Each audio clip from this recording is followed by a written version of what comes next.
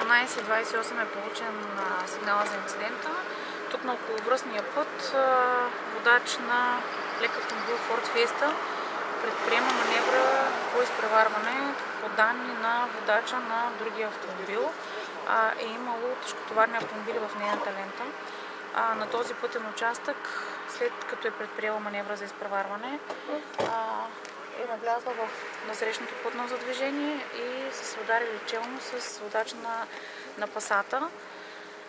На място е загинала жената, която е била зад волана на Ford Fiesta. Водача на другия автомобил, 32 годишна жена, е откарана за преглед в МБАЛ Шумен. Към момента има информация, че за фрактури на ръка. Няма към настоящия момент опасност за живота й. И двете жени са били правоспособни.